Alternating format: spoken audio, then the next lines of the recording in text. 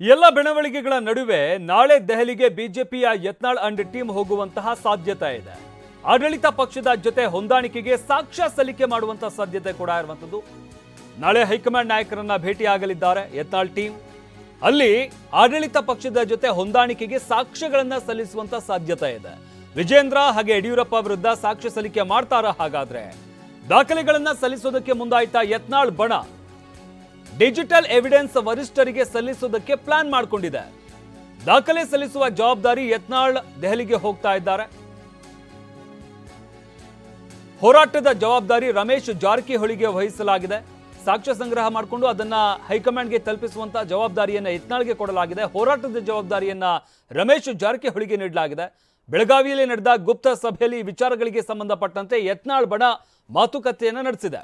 ನಾಳೆ ಹೈಕಮಾಂಡ್ ನಾಯಕರ ಸಮಯ ಪಡೆದ್ರ ಹಾಗಾದ್ರೆ ಯತ್ನಾಳ್ ಹಾಗೆ ಜಾರಕಿಹೊಳಿ ಅವರಿಂದ ಮಾತ್ರ ವಿಷಯ ಮಂಡನೆ ಮಾಡುವಂತ ಸಾಧ್ಯತೆ ಇದೆ. ಎಲ್ಲ ವಿಚಾರಗಳಿಗೆ ಸಂಬಂಧಪಟ್ಟಂತೆ ಮತ್ತಷ್ಟು ಮಾಹಿತಿಯನ್ನ ನೀಡ್ತಾರೆ ನಮ್ಮ ಪ್ರತಿನಿಧಿ ಅನಿಲ್. ನಮ್ಮ ಜೊತೆ ನೇರ ಸಂಪರ್ಕದಲ್ಲಿ ಜಾಯ್ನ್ ಆಗ್ತಾ ಇದ್ದಾರೆ. ಅನಿಲ್, ಗಮನಿಸ್ತಾ ಇದ್ವಿ ಯತ್ನಾಳ್ ಹಾಗೆ ವಿಜೇಂದ್ರ ಬಣದ ಒಂದು ತಿಕ್ಕಾಟ ಏನಿದೆ ಪ್ರತಿದಿನವೂ ಕೂಡ ಹೆಚ್ಚಾಗ್ತಾ ಇರುವಂತದನ್ನ ನಾವು ಗಮನಿಸ್ತಾ ಇದ್ವಿ. ಇನ್ನು ನಾಳೆ ಯತ್ನಾಳ್ ಟೀಮ್ ದೆಹಲಿಗೆ ಹೋಗುವಂತ ಸಾಧ್ಯತೆ ಇದೆ ಅಂತ ಹೇಳಲಾಗ್ತಾ ಇರುವಂತದ್ದು. ಇದ್ರ ಜೊತೆಗೆ ಇವತ್ತು ಕೂಡ ಸಾಕಷ್ಟು ವಾಗ್ದಾಳಿ ನಡೆಸಿದ್ದಾರೆ. ಇವತ್ತೇನೆಲ್ಲ ಬೆಳವಣಿಗೆಗಳಾಯಿತು, ಹಾಗೆ ನಾಳೆ ದೆಹಲಿಗೆ ಹೋಗ್ತಾರ ಹೇಗೆ?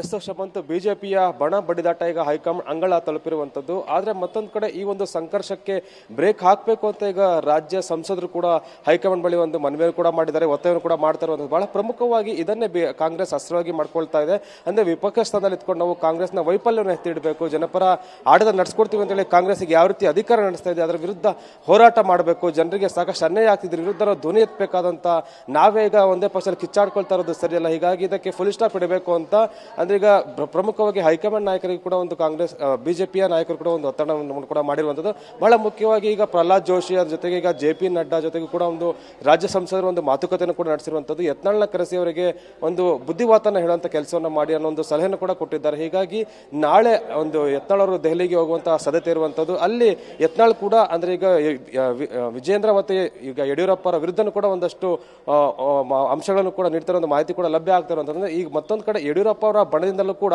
ಅಂದ್ರೆ ಯತ್ನಾಳ್ನ ಒಂದು ಉಚ್ಚಾಟನೆ ಮಾಡಬೇಕು ಅನ್ನೋ ಒಂದು ಒತ್ತಡ ಕೂಡ ಕೇಳಿ ಬರ್ತಾ ಇದೆ. ಹೀಗಾಗಿ ಇಷ್ಟೆಲ್ಲ ಬೆಳವಣಿಗೆಗಳ ನಡುವೆ ಹೈಕಮಾಂಡ್ ಯಾವ ತೀರ್ಮಾನ ತೆಗೆದುಕೊಳ್ಳುವಂತ ಕೂಡ ಸಾಕಷ್ಟು ಕುತೂಹಲ ಕೇಳಿಸಿರುತ್ತದೆ. ಈಗ ಯತ್ನಾಳ್ ಅವರು ಇದೇ ಮೊದಲೇನಲ್ಲ, ಸಾಕಷ್ಟು ಬಾರಿಯೂ ಕೂಡ ವಿಜೇಂದ್ರ ಮತ್ತೆ ಯಡಿಯೂರಪ್ಪ ಅವರ ವಿರುದ್ಧ ಒಂದು ಹೇಳಿಕೆಯನ್ನು ಕೂಡ ಕೊಡ್ತಾ ಬಂದಿದ್ರು. ಅಪ್ಪ ಮಕ್ಕಳ ಪಕ್ಷ ಅಂತ ಕೂಡ ಒಂದು ವಾಗ್ದಾಳಿಯನ್ನು ಕೂಡ ನಡೆಸ್ತಾ ಬರ್ತಾ ಇದ್ರು. ಇದರಿಂದ ಪಕ್ಷಕ್ಕೆ ಡ್ಯಾಮೇಜ್ ಆಗ್ತಾ ಇದೆ, ಪಕ್ಷದ ಒಂದು ವರ್ಚಸ್ಸು ಕಡಿಮೆ ಆಗ್ತಿದೆ ಒಂದು ಮಾತನ್ನು ಹೇಳ್ತಾ ಬರ್ತಾರೆ. ಹೀಗಾಗಿ ರಾಜ್ಯ ಸಂಸದರು ಕೂಡ ಈಗ ದೆಹಲಿಯ ಒಂದು ಹೈಕಮಾಂಡ್ ನಾಯಕರಿಗೆ ಒಂದು ಮನವಿಯನ್ನು ಕೂಡ ಮಾಡ್ತಾ ಇದ್ದಾರೆ. ಈ ವಿನಾಕಾರಣ ಇದು ಡ್ರ್ಯಾಗ್ ಆಗ್ತಾ ಹೋದ್ರೆ ಪಕ್ಷಕ್ಕೆ ಡ್ಯಾಮೇಜ್ ಆಗ್ತಾ ಹೋಗುತ್ತೆ. ಈಗ ಡ್ಯಾಮೇಜ್ ಕಂಟ್ರೋಲ್ ಮಾಡ್ಕೊಳ್ಳೋದು ಸದ್ಯಕ್ಕೆ ಅನಿವಾರ್ಯ. ಯಾಕಂದ್ರೆ ಮುಂದಿನ ದಿನಗಳಲ್ಲಿ ಸ್ಥಳೀಯ ಚುನಾವಣೆ ಕೂಡ ಬರ್ತಾ ಇದೆ, ಈ ನಿಟ್ಟಿನಲ್ಲಿ ನಾವು ಗೆಲ್ಲಲೇಬೇಕಾಗುತ್ತೆ. ಹೀಗಾಗಿ ಇದನ್ನ ಇಲ್ಲಿಗೆ ಕಡಿವಾಣ ಹಾಕಿ ಇದಕ್ಕೆ ಸ್ಟಾಪ್ ಮಾಡಿ ಅನ್ನೋ ಒಂದು ಮಾಹಿತಿ ಮತ್ತೆ ಒಂದು ಸಲಹೆಗಳನ್ನು ಕೂಡ ಕೊಡ್ತಾರೆ. ಮತ್ತೆ ಈಗ ಯತ್ನಾಳ್ ಬಣ್ಣದ ಒಂದಷ್ಟು ಸಂಸದರು ಕೂಡ ಇದ್ದಾರೆ, ಅವರು ಒಂದು ರೀತಿ ಹಿಂದೇಟನ್ನು ಹಾಕ್ತಾರೆ. ಕೇವಲ ಇಬ್ಬರ ನಾಯಕರ ವಿರುದ್ಧ ಒಂದು ಹೇಳಿಕೆಗಳು ಹೈಕಮಾಂಡ್ಗೆ ಕೊಡೋದಲ್ಲ, ಮತ್ತೆ ಹಲವಾರು ನಾಯಕರ ವಿರುದ್ಧನೂ ಕೂಡ ಮಾತನಾಡಿದ್ರೆ ಈ ಬಗ್ಗೆನೂ ಕೂಡ ಮಾಹಿತಿಯನ್ನು ಕೊಡಬೇಕು, ಈ ಬಗ್ಗೆನೂ ಕೂಡ ದೂರು ಕೊಡಬೇಕು ಅಂತ ಹೇಳಿದ್ದಾರೆ. ಅಂದ್ರೆ ಈಗ ಯತ್ನಾಳ್ ನಾಳೆ ದೆಹಲಿಯಲ್ಲಿ ಹೈಕಮಾಂಡ್ ನಾಯಕರ ಭೇಟಿಗೂ ಮೊದಲ ಈಗ ರಾಜ್ಯ ಸಂಸದರು